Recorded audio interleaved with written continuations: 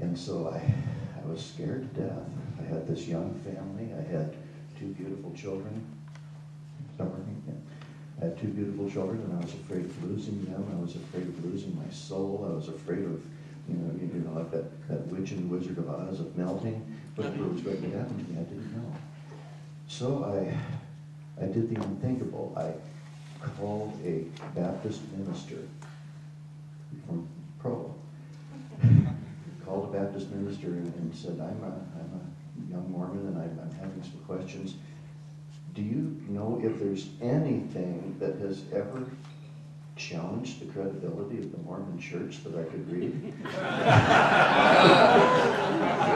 Sure. I was very naive. Well, I had to become a convert, right? I was very naive. So he invited me over and we talked a little bit, and he took out this plastic-covered phone book called Mormonism, Shadow or Reality, 1972 edition, with the very tiny print in double columns and so forth. And he said, well, I'm going to give this to you. And I thought, oh, okay. So I opened it up and I began reading, and I became hypnotized. Okay, where's Sandra? Right here. Sandra.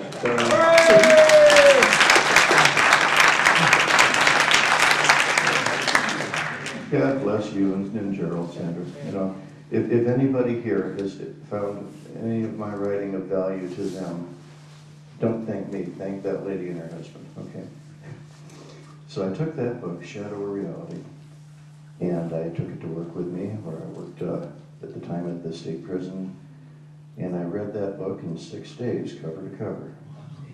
And then I rested on the 7th. About halfway through that week, I realized that I had found the answers that I wanted, and I was just hungry to devour more. I was so hungry to devour more. But then, of course, I had my family. I had my wife, who was 5th generation Mormon on both sides of her family. And I buried her largely, well, for a couple of reasons, but largely because she was a valiant Mormon, and I wanted to be thoroughly into this. Well, now I had a big problem. I kept this to myself for a while, but after I'd read Shadow or Reality, I had to tell her.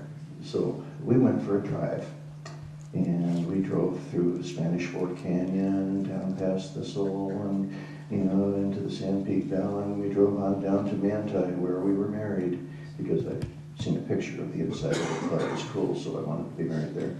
So we drove down to Manti, we sat on the lawn outside the temple on the Temple Hill, and I told her that I didn't believe that Joseph Smith was really a prophet, and that the Book of Mormon wasn't really true.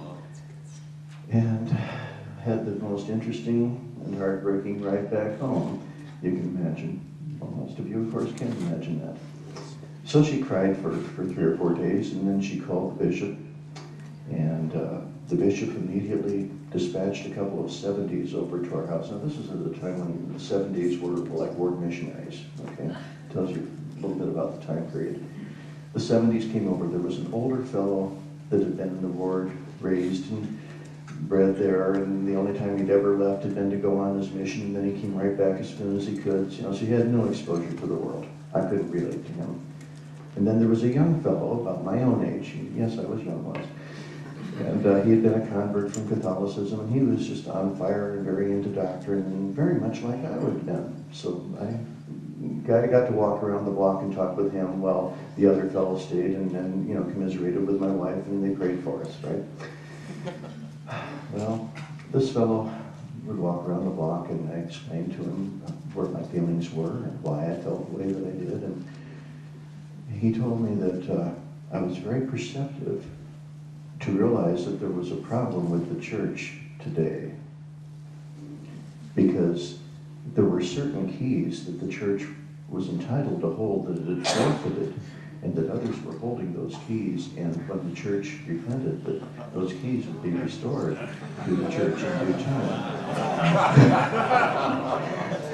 I think you know what I'm talking about. This guy was a closet fundamentalist, okay? He was eyeballing and hustling every high school girl in the Lord, and he was traveling up to Salt Lake City on the weekends to meet with the All Red group, what I later learned was the AUB. And so he told me that, you know, he could go ahead and teach me some things that I needed to know to straighten me out. Well, I told him that was all fine and good, you know, that if there were problems with the church today, it may not be because it went astray somewhere along the line, but that maybe there were problems with the church from the beginning. And rather than start at the present and work backwards to try to figure out where it went wrong, I'd like to look at the beginning and try to figure out where it went right, or where it went wrong, or if everything else was wrong from it, then why waste the time getting into some other group? Well, he was very sad to hear that, but he gave me a book to read by B. Harvey Allred called A Leaf in Review. Now, B. Harvey Allred was the founder of the whole Allred clan, which later became the Apostolic United Brethren, which, you know, had split into a couple of different groups in the 1940s, and then, of course, you had herbal, well, we won't get into that. But anyway, I took that book home, and I did read it, and it was quite interesting, and it started a very long fascination with fundamentalists that I'll get into later. But I showed it to my wife, and I told her what this fellow had tried to go and bring me into. Have most of you discovered that almost every Latter-day Saint has a special button that if you push it, it triggers a response? Okay. I mean, so many other things might go completely over their head, or they'll shrug it off their back, but you push that one button. Well, polygamy was the button for my wife. Okay. She decided right then and there that if the bishop didn't have enough personal revelation on her behalf than to send a closet polygamist into our house, that she had the right to ask questions too.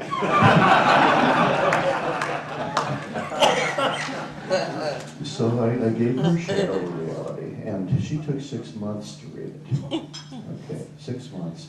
And she again, a lot of crying all the way through it and so forth, but about halfway through the book, she realized that it really wasn't true, that there really, you know, her whole entire family for generations had been deceived by something. And so she devoured the book as well. Well, once all of this was done, I decided that I had to do the right thing. I didn't sneak into the Mormon church, and I wasn't going to sneak out of it. So this was 1980. You weren't allowed to resign then. You had to be excommunicated if you were going to have your name out of the church. So I went to the bishop and I told him, well, I wrote a little letter. I gave it to him.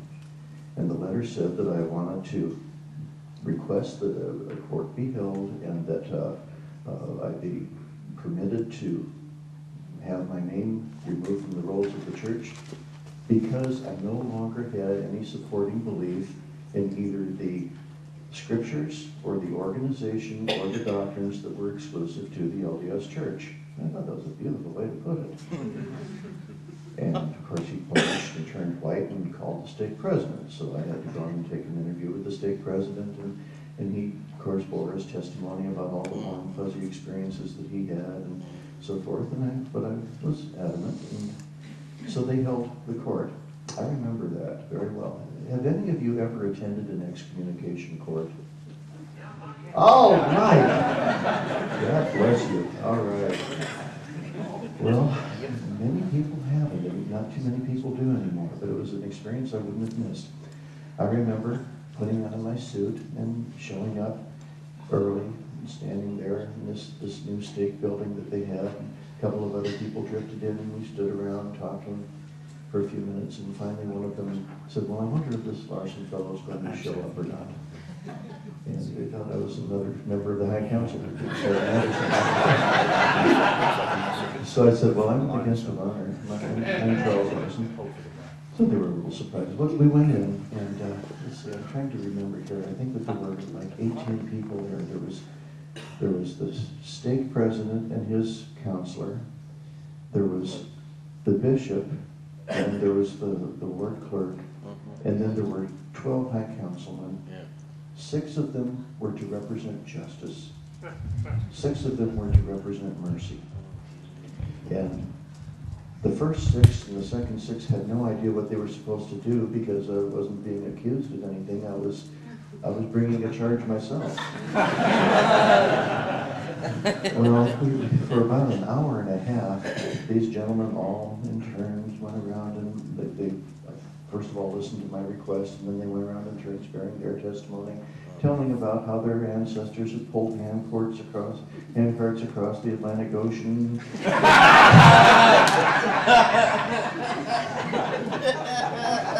And finally, one old fellow in Indiana, with tears in his eyes, looked at me and asked me if I would just read the Book of Mormon one more time.